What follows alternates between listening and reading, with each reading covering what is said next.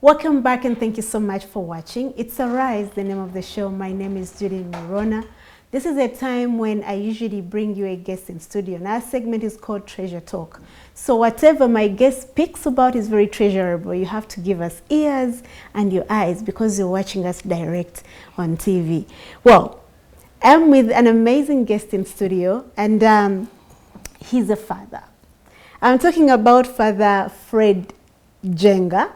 He's going to introduce himself and tell us where he is, his ministry. So let me introduce him to you. Father, a very warm welcome on our show. Thank you, Julie. It's a joy for me to be here. Did I pronounce your names well? You did. I like that. You did. I was really afraid. So Yes. tell us more about you and your ministry as well. Well, the ministry that I lead is not a new ministry. If anyone has ever heard the statement, the family that prays together stays together, likely you know about our ministry, but you just don't know where all of this message is coming from. So the ministry that I lead is called Holy Cross Family Ministries, and it was founded by Venerable Patrick Peyton, who coined that phrase or that message, that if families pray together, they're going to be united, they're going to be close to each other. So he founded it in the United States in the 1940s, but right now as I speak, we are in 17 countries around the world. Wow. And we have 27 offices or ministry places, Okay. including a film production company in Hollywood, Okay. Holy Cross Family Theater Productions. So you can also be able to Google it, and you see the productions that we have there. So I'm from Uganda. I come from Jinja Diocese, but I've worked here in Zambia, in this very place where we are and recording this program today. Okay. I used to run a radio program every Sunday, very early here on Radio Sapiencia. Okay. So I'm not so much of a guest. All right, Father. That was a very good preamble. So what does the ministry really help to preach to the community? What are your intentions as a ministry? The mission of this ministry is to inspire, promote, and foster the spiritual well-being of families. Okay. So inspire, promote, and foster the spiritual well-being of families. You know, our families are going through a lot. They have different dimensions to them. And different organizations care about sometimes one aspect of it. Like, you know, we care about the financial health of families. We care about the emotional health of families. We care about the physical health of families. We as an organization care about the spiritual health of families. That we need to give it the attention it deserves for our families really to be strong. Okay. You may have all the monies. We've seen this in the past. You may have a nice house and all of that, and then you have this broken piece here. You're not going to be peaceful. You're not going to be united. Okay. So we're contributing. All the other aspects are good, but this little piece is equally important. Father, how do families come to seek help from the ministries, and where is your location? So in Uganda here we have 5 offices. We're in the Diocese of Fort Portal. There is a big ministry office there with very nice, beautiful studios as well. We run radio programs almost every day on Jubilee FM. Okay. Here in Kampala, our offices are located right here at Zambia. So if you come at St. Peter's Parish, there is Family Rosary offices. We have people who are counselors. Okay. We have studios there. People are there available that can be able to accompany you as you journey on in this journey of family life or marriage life. Well, that's and amazing. then in Jinja too, there is an office there. So those are the kinds of places where you can be able to get. All right, Father. So you talked about families, and you're the right person to actually ask about families. Today I have a topic of discussion, and we're looking at broken families. We're trying to dig deeper and try to find what could be the causes of broken families in Uganda now. You know, yes, we see so many marriages, by the way, in churches, but unfortunately, you rarely find couples lasting in marriage more than 2 years. Yeah. If they try to push 5 years, but 10 years nowadays, it's a hassle further. So let's find out, what are the causes of broken families in Uganda? Yeah, that's really a very important question. It's so sad that we are in this place at this point where people get into a relationship and they start a family and doesn't last. It's the same thing that is happening also in other places. In the United States, where I stay and where I'm ministering right now, 44% of the marriages all end up broken. That's a very huge percentage. Yes. That 44% of the marriages are going to end up broken. In other countries like Spain, even the statistics are higher. They're like in the 70s. So we haven't yet reached there, but we just need to be attentive to what is going on and find antidotes or solutions early enough so that we can be able to have marriages that are stronger. One of the things from where I'm standing from doing ministry is I think people are not receiving good formation as far as marriage and family life is concerned. Okay. People are not considering it as a vocation. If it's a vocation, if doctors spend 7 years being trained to become medical doctors, something needs to be done to prepare people for this lifelong commitment as well. Okay. Yes. So it's lacking? It's lacking. Either it's there, but it's not deep. There is so much preoccupation about preparing for the function, which is the event itself, and forgetting about the other ingredients that need to be. The journey you're beginning. The journey that you're beginning, that you know. How can I keep my relationship with my spouse really strong? What is going to go on when the kids come and the attention is no longer between the couple? What is going to happen to our relationship as well? Our church has provided a very good document called Familiaris Consortio that says that marriage needs preparation for the vocation of marriage and family life needs to take 3 steps. There is what they call the distant preparation. Okay. When people are still young, especially when they are like in teenagers, they need to have the formation that they need about this kind of vocation. Yes. Good models of couples, and they need to listen to them and also receive some kind of formation. What has helped you to stay in this marriage for 50 years, for 40 years? What has worked? What kinds of attitudes did you need to have so that you can be able to have?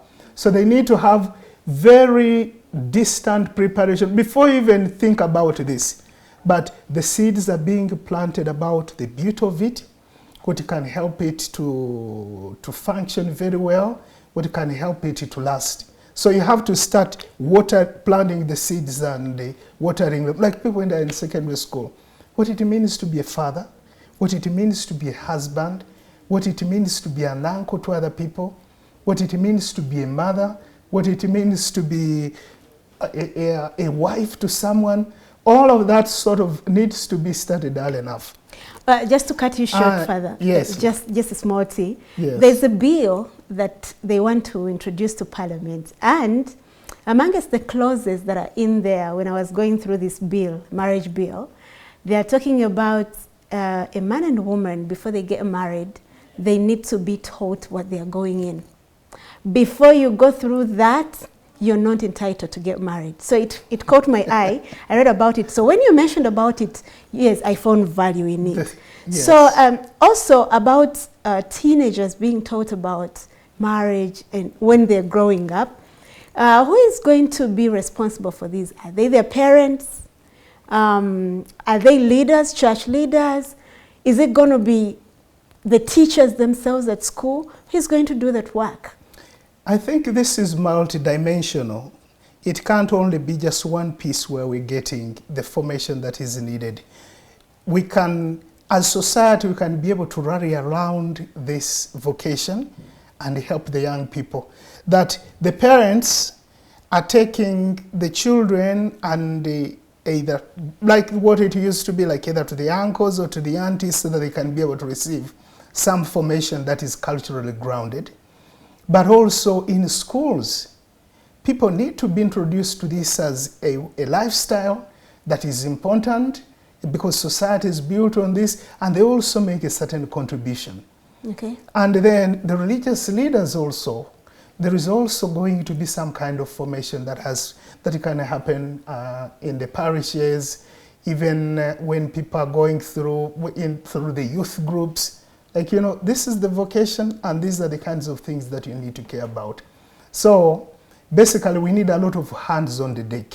Okay. And each section of society needs to do its part. Like, don't just wait for the teachers to prepare your children for family life and marriage. Don't abdicate that responsibility. But they can be able to do something, and you, a parent, also contributes to something, and religious leaders also contributing something. But Father, you're talking about this, it's going to find a lot of obstacles here and there. Reason being, as an African parent is trying to prepare their children for adulthood, they fear talking about such things for the reasons I'm going to give you. One, yes, they think a child is going to be spoiled at an early age. So you preaching about it, you're like pushing her, you're ready now, you can get a man, something like that. Mm-hmm. You know, our parents are very protective. Here in Africa, they think once you talk about it, you've preached about it, so it's the girl child or the boy is free. Start feeling as if now we are ready to get it started. Exactly, and that will lead them to teenage marriages, pregnancies, and all that. Thank you, Julie. This is my response to this. Every age has what really needs to be introduced to a message that is age appropriate. Okay. Age appropriate. The things that I'm going to tell the people, the young people that have come to me when they already done college, they are preparing for their marriage, that information is different from the teenagers that we have. So age appropriateness is really very key. Like, you know, this is what I can be able to talk to these teenagers about, and you leave it at that. When they are of a certain age, this is the kind of level of information that I can be able to introduce to them. So it is progressive, slowly, and it builds on top of each other. Okay. Yes, yeah. You didn't allow me to tell you the two other steps. Please carry on. You remember those? Yes. So our church speaks about distant preparation for family life marriage. Mm. Then it speaks about, that's what I talked about. Yes. And then it speaks about the immediate preparation. Okay. Before people stand before the priest, and there is that preparation that they need to go through. And in some places, it's either poorly done or it is so short, but it's an area that really people need to give a little bit of attention. A lot of it is happening in that area, but it needs to be firmed up a little bit so that people can, almost a whole syllabus needs to be developed just around that. Besides just the function of who is going to say which part during the event, that's important. But there is preparation that needs to happen there, like you really get something really solid during that time. Okay. I know we are distracted, the couples are distracted at that time. Yes, and they don't want whether the man of the tent is going to bring them, whether the DJ is going to play the music that is supposed to be played, the suits that people are going to wear, and the tiara that I'm going to wear. All of that is good, but you know what? This is a lifetime commitment, and you need really to give it the attention that it needs. Yes, I've seen it happen in Catholic Church. I have a friend who married not so long ago, yes. But when they were trying to make fun out of it with friends, he was reminding them, I remember my Tuesday class. Oh, it was headache. I could leave work, run for Tuesday class. Yeah, yes. Because he was preparing his wedding. So yes. I don't know about other churches, but I think it really works for the couples. Yes. And it prepares them well. It does. It does. So what is the other third one? The third one, yeah, just a big shout out again to the Tuesday class that happens at Rubaga Cathedral. I'm a very close friend to Father Achilles Mayanja, we work together in family life in the Archdiocese of Kampala, and feels so proud about this. They're very intentional about the formation that they give to the couples there before you really stand in front of the priest to pronounce your vows. So, and then they have an ongoing formation program that happens. That is stage number 3. After you've gotten married, you need to be part of some ongoing formation program that helps enrich you. There are people since when they were married like 23 years ago, they've never gone even on a single couples conference or on a single couples retreat. They say they don't have time. Where you can just go there, where you are in the same space with people who are in the same vocation with you, or family life, the same things, yes. And you're getting all these facilitators who care about your life and your vocation. So again, that's another piece that really needs a lot of help too, because there are a lot of parishes and a lot of places where people just don't get any help, and just something needs to happen in that area, that people need to be nourished, renewed, refreshed, so that they can be able to stay. As the Bagandas say, ogubula asesa mugukolachi guzikira. That if the fire is not fanned a little bit, it somehow ends up dying. Who prepares these conferences? Should we take it to church on the level? So this is now where we come in as Holy Cross Family Ministries. We have resource people that can come into the parishes so that they can be able to provide that ongoing formation or nourishment to the couples in the parishes. So if you need help and you're a parish, please know that Holy Cross Family Ministries here in Nsambya or in Fort Portal or in Jinja has resource people that can be able to come and support you and accompany the couples. So this is, I know parishes have too many programs, but this is equally important. If we have strong families and have strong marriages, our churches are going to be strong as well. Okay. Yes. Father, yes, we've talked all about this, but, and the church condemns divorce, right? Yes. But we are seeing many divorced couples. Yes. Where do they seek advice, and how do they do it? Or in case it comes to the point, what should be done? Or which problem could lead you to that? What could be the biggest issue that could lead couples to separate, really? Triggers, the triggers of it. Yeah, those are so many. It's almost similar to the things that we speak about when we study conflict. It could be processes in the home. Like, you know, I want this home to be run this way, and for you want it to be run a certain way. There is ideations. You can find like politics. I espouse these ideas, for you espouse these ideas, and somehow it just you creates... fail to come to terms. Yes, yeah, and it just keeps separate ways. There are also sometimes you find out that people end up with huge personality differences.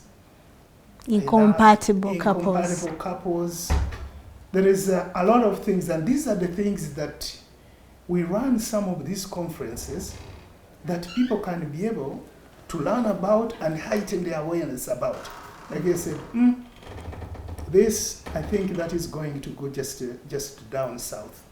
So when you know about some of these triggers of some of these challenges, it helps you to position yourself so that you don't take that route, or you find a cure or a solution, or you preempt this before it even happens.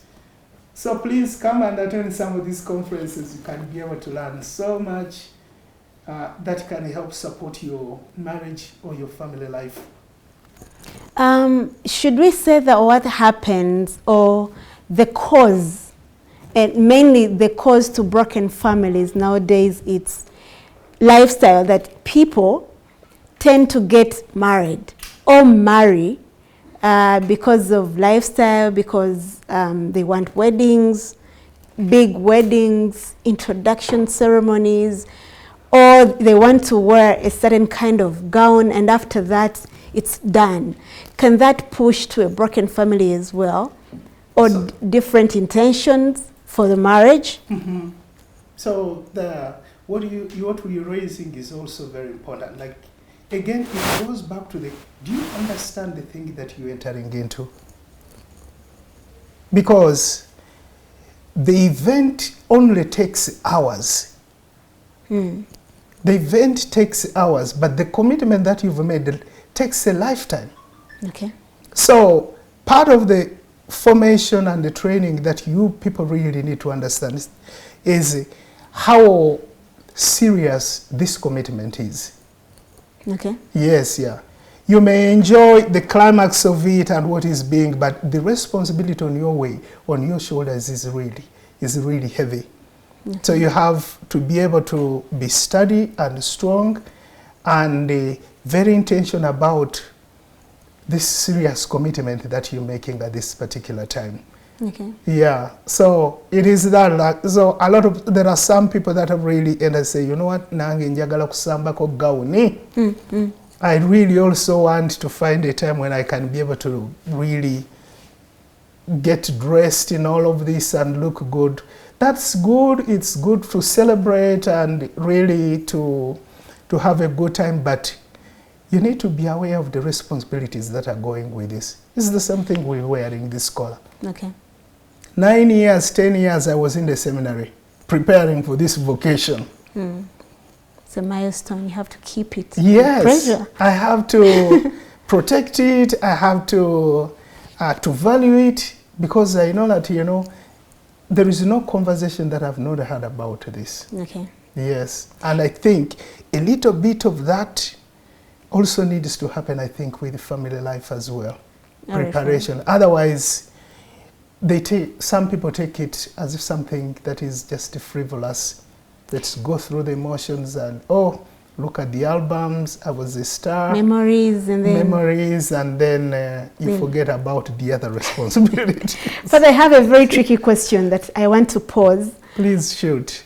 If we have discordant couples, and incompatible. In terms of personality?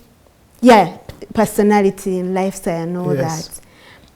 Could the church recognize this? Okay, we talked about Tuesday class. Yes. Can it be recognized, and where does a priest stop in matters concerning couples when they're getting married? Would you stop the couple from getting married if you recognize some serious... Yes, some serious issue amongst the couple, and they're at risk of breaking the vows they're about to make? Yeah, yes, yeah. Part of what happens when people are getting prepared for marriage is really coming to learn about the other person. You may find that this person that I'm really getting married to, I've seen this at least in the United States, is a careerist type of person. My desire is really to pursue and just succeed in my career, like law and other things like that, and a banker, and then somebody is saying, you know what, for me, I really want to have a home. I want to have children. Regardless. I have this, and yes. And there is friction around this, and there is no resolution that is coming.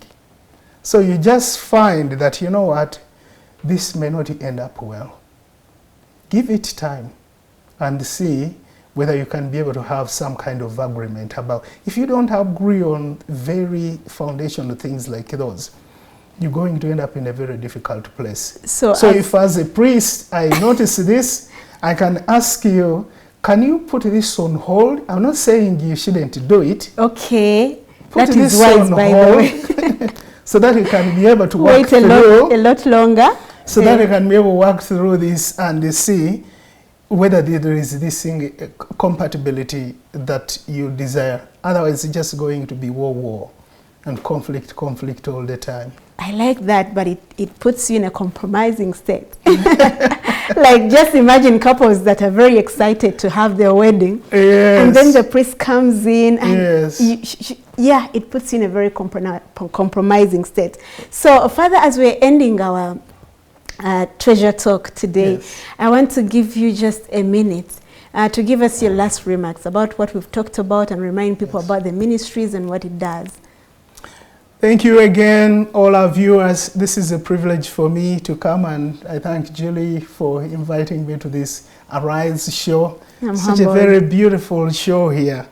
And what I just want to really again to leave with you is this. Family life has dimensions to it.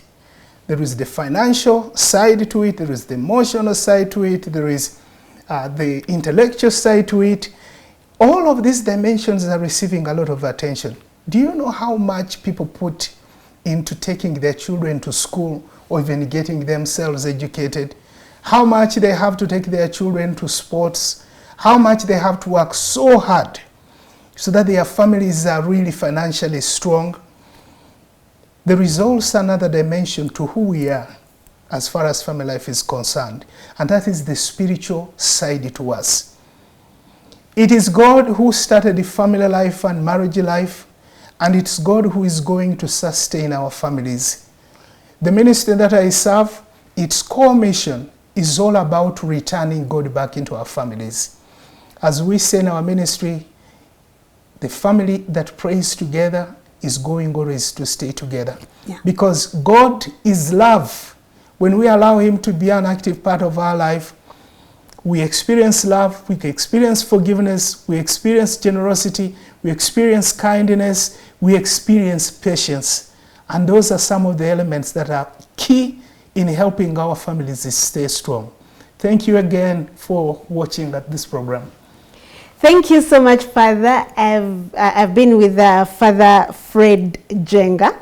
Yes, I'm pronouncing that right. Father, thank you so much for sparing time with us and spend these minutes together talking about marriages. And I know families there have picked out something they will apply in their life and their marriage to sustain it forever. We want you to stay together. My name is Judy Merona. Arise is the show, and this has been the Treasure Talk. So let's sneak up again next week, same time, same station. Please be blessed.